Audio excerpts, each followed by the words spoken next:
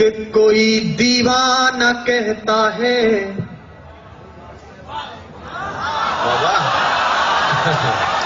अरे दाद देनी है, खाज नहीं देनी है।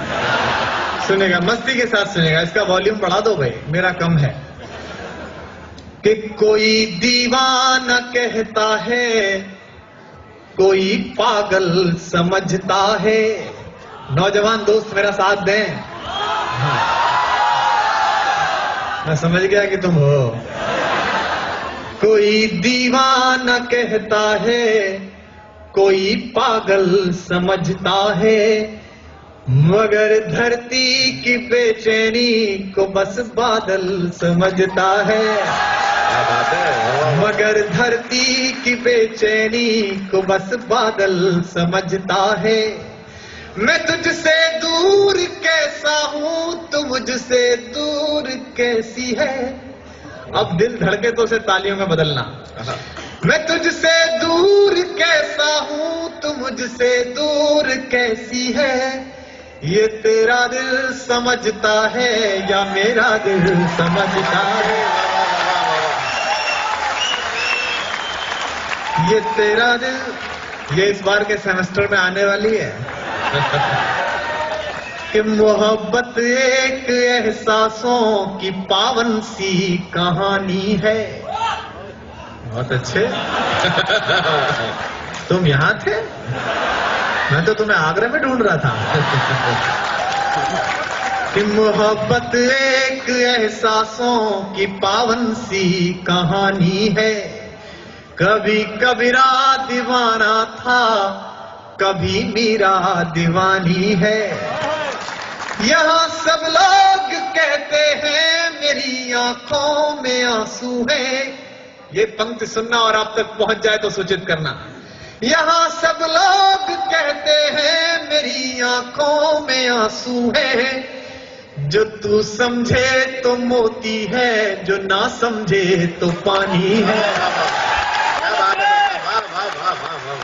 जो तू समझे तो मोती है। और एक बात और ध्यान से सुनना, आप उस दौर में हैं जब आप विशिष्ट हैं। जीवन को इस तरह जीना कि कोई मिले कभी तो खुद से नजर मिला सको। गालिब ने कहा, यह गालिब का शहर है दिल्ली। किसी से मिलने पर शेर सुनना बड़े शायर का, मत पूछ के क्या हाल है मेरा तेरे आगे।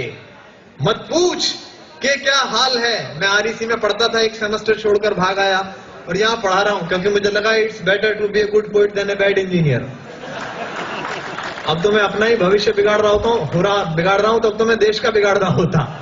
तब पंक्ति पढ़ता हूं। गालिब ने कहा, मत पूछ के क्या हाल है मेरा तेरे आगे, तू देख के क्या रंग है तेरा मेरे आगे। क्या बात। तब पंक्तियां सुनना कि समंदर पीर का अंदर है लेकिन रो नहीं सकता।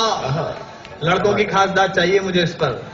समंदर पीर का अंदर है लेकिन रो नहीं सकता। ये आंसू प्यार का मोती है, इसको खो नहीं सकता। क्या बात है। वाह वाह वाह वाह। ये आंसू प्यार का मोती है, इसको खो नहीं सकता। मेरी चाहत को दुल्हन तू बना लेना, मगर सुन ले। और जो खुददार लोग हैं उनकी तालियां लहरती दिखाई दें। मेरी चाहत को अपना तू बना लेना, मगर सुन ले। जो मेरा हो नहीं पाया वो तेरा हो नहीं सकता। जो मेरा हो नहीं पाया। और एक मुक्तक और सुनिए, इसके बाद मैं कविता पढ़ता हूं। प्रेम में, जैसा गजेंद्र सोलंकी ने बताया, भारत बड़ा हिपोक्रेट देश है। प्रेम हिंदुस्तान में एक ऐसा विषय जिसमें केवल थ्योरी की क्लास चलती है। मैं आपको 4 पंक्तियां पढ़ा दूं, सुनेगा 4 पंक्तियां। और ये बिल्कुल मस्ती की पंक्तियां हैं। बरसों प्रेम लिखने के बाद यदि आप प्रेम करें तो क्या दिक्कत आती है देश में। सुनेगा कि भ्रमर कोई कुमुदनी पर, मस्ती के साथ सुनना और मैं जो सुनाना चाह रहा हूं वहीं पहुंचना, वरना स्लिप हो सकती है बात। भ्रमर कोई कुमुदनी पर मचल बैठा तो हंगामा। हमारे दिल में कोई ख्वाब पल बैठा तो हंगामा। अभी तक डूब कर किस्सा मोहब्बत का। और प्रोफेसर्स की भी दाद चाहता हूं इन बच्चों के साथ। अभी तक डूब कर सुनते थे सब किस्सा मोहब्बत का, मैं किस्से को हकीकत में बदल बैठा तो हंगामा। मैं किस्से को हकीकत में बदल बैठा तो। एक प्यार की गीत सुनाता हूं, क्योंकि देखिए राजनीति की भाषा मुझ पे आती नहीं, और राजनीति की भाषा इतनी घटिया हो गई है कि हम बोल भी नहीं सकते। दिल्ली में अभी चुनाव हुए तो मेरे भाजपा और कांग्रेसी दो दोस्त लड़ पड़े एक दिन शाम को डिस्को में। तो वो भाजपा बोला, बोले काहे की सोनिया गांधी, सोनिया गांधी क्या किया तुम्हारी सोनिया गांधी ने देश के लिए? तो बच्चे ही तो पैदा किए। तो भाजपा बोला, और तुम्हारे अटल बिहारी वाजपेयी वो भी नहीं हुए। वो आपस में उनकी ऐसी भाषा हो गई। तो इस पर क्या कविता लिखते हैं? और अटल जी के लिए टिप्पणी की संदीप ने, मुझे अच्छा नहीं लगा। अटल जी 80 वर्ष के आदमी हैं, पूरे जीवन जिस आदमी को बहू नहीं मिली उसे बुढ़ापे में बहुमत मिला, ये उनकी खुद की उपलब्धि है। मुझे तो याद है अभी एक दिन अटल जी सोनिया जी के साथ सर्वदलीय मीटिंग में बैठे हुए थे, तो सोनिया जी ने कहा, अटल जी ये पाकिस्तान बहुत गड़बड़ कर रहा है। आप जानते हैं सोनिया जी बहुत अच्छी हिंदी बोलती है। जब वो हिंदी बोलती है मुझे पता नहीं बाँचें कहाँ होती है, लेकिन शरीर में खिल जाती हैं। तो बोली, अटल जी ये पाकिस्तान बहुत गड़बड़ कर रहा है, आप इस पर हमला कर दीजिए। अभी पिछले दिनों सोनिया जी राजस्थान में प्रचार में गई तो भरतपुर में तो चित्तौड़ के राजा की जय बुलवा दी, और चित्तौड़ में भरतपुर वाले की जय बुलवा दी। वो पर्चा बदल गया था। तो किसी ने कहा, बोले मैडम ये तो गड़बड़ हो गई, आपने दूसरा राजा इस्तेमाल कर दिया। अरे बोले शट अप, जब मैं इटली से आके यहाँ राज कर सकती हूँ तो ये 300 किलोमीटर चल के राज नहीं कर सकता? क्या दिक्कत है इसमें? तो उन्होंने कहा कि अटल जी ये पाकिस्तान बहुत गड़बड़ कर रहा है, इस पर हमला कर दीजिए। तो अटल जी ने कहा, सोनिया जी आपकी ये बात तो ठीक है। तभी वहां टोनी ब्लेयर बैठे हुए थे। टोनी ब्लेयर आप जानते हैं ब्रिटेन के प्रधानमंत्री हैं, जॉर्ज बुश के छोटे वाले पामेरियन हैं। वो भी वहां बैठे हुए थे। उन्होंने कहा, नहीं नहीं नहीं अटल जी आप हमला मत कीजिए, आप बड़े भाई हैं, दक्षिण एशिया में शांति का संकट पैदा हो जाएगा। तो अटल जी बोले, टोनी जी आपकी ये बात तो ठीक है। तभी एक पत्रकार बोला था, आपकी समझ में नहीं आ रही है, इसकी भी ठीक कह रहे हो, इसकी भी ठीक कह रहे हो, आप तो कुछ कर ही नहीं रहे हो। बोले, यार बात तो तुम्हारी भी ठीक।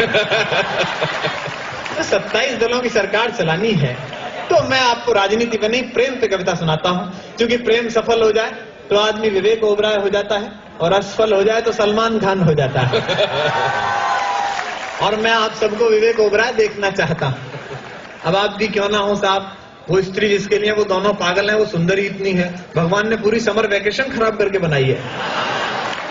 मैं तो अभी कहाँ पढ़ाता हूँ कॉलेज में, तो मेरा एक विद्यार्थी आत्महत्या के लिए चढ़ गया। गाजियाबाद में हमारे यहाँ कौशाम्बी में 12 मंजिली इमारत है, ऊपर चढ़ गया। तो उसके गुरु पिता, उनका पिता का फोन आया, बोले सर चले आइए, आपका शिष्य बहुत परेशान है, आत्महत्या करना चाह रहा है। तो मैं गया, मैंने कहा अभिषेक बेटा नीचे आ जा, आत्महत्या मत कर, मैं तुझे वो नई वाली मोटरसाइकिल दिलाऊंगा, वो हुड़ी बाबा। बोला नहीं गुरुजी मैं कूद कर मरूंगा, मेरी बेइज्जती हुई है। अरे मैंने कहा नीचे आ जा, ओम व्यास और मैं अमेरिका जा रहे हैं इस बार स्विट्जरलैंड, तो मैं ओम व्यास की घरवाली के टिकट पे तुझे ले चलूंगा। बोले नहीं गुरुजी इसमें तो ज्यादा रिस्क है, मैं कूद के ही मरूंगा। तो मैंने कहा, मैंने मन रखने के लिए कह दिया। अरे मैंने कहा मैं कलकत्ता गया था तो वो ऐश्वर्या राय की माँ वृंदा राय मेरी फैन हो गई, मैं तेरी ऐश्वर्या राय से शादी करा दूंगा, नीचे आ जा। बोला गुरुजी ऐश्वर्या राय कौन है? मैंने कहा फिर तू कूद के ही मर जा। फिर तू कर भी क्या रहा है? मेरा कई बार मन करता है कि मैं गजेंद्र सोलंकी को उस वाली बिल्डिंग पर ले जाऊं, लेकिन डर ये है कि ये भी हो सकता है कि ये वहीं रहे और मैं नीचे आ जाऊं। ये शरीर का मामला है। तो मैं एक कविता सुनाता हूं आपको, मोहब्बत में सच की कविता, और इसमें दिल धड़के आवा मिले। पहली पंक्ति से जुड़िए, आपको मेरा नाम याद नहीं रहेगा, ये कवि सम्मेलन याद नहीं रहेगा, लेकिन इस कविता का शीर्षक पगली लड़की याद रहेगा। इसका एल्बम भी जल्दी आएगा, और इसे अब पहली बार मुझसे सुन लीजिए, अगली साल तक ये पहुंचेगी बात, आपको सुनेगा।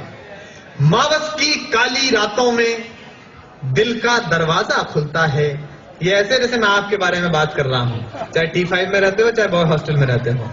मावस की काली रातों में दिल का दरवाजा खुलता है, जब दर्द की प्याली रातों में गम आंसू के संग घुलता है, जब पिछवाड़े के कमरे में हम निपट अकेले होते हैं, अकेले होते हैं। मुरारी बापू की कथा की तरह मत सुनना, आह वाह करते रहना। जब पिछवाड़े के कमरे में हम निपट अकेले होते हैं, अकेले होते हैं, जब घड़ियां टिक टिक चलती हैं, सब सोते हैं हम रोते हैं। जब घड़ियां टिक टिक चलती हैं, सब सोते हैं हम रोते हैं, जब बार बार दोहराने से सारी यादें चुक जाती हैं, जब ऊंच नीच समझाने में माथे की नस दुख जाती है। पंक्तियां सुनना और अगली दो पंक्तियों पर जितने भी लोग हों सबके हाथ खुलते हुए देखना चाहता हूं। जब ऊंच नीच समझाने में माथे की नस दुख जाती है, तब एक पगली लड़की के बिन जीना गद्दारी लगता है, और उस पगली लड़की के बिन मरना भी भारी लगता है। मावस की काली रातों में दिल का दरवाजा खुलता है, जब दर्द की काली रातों में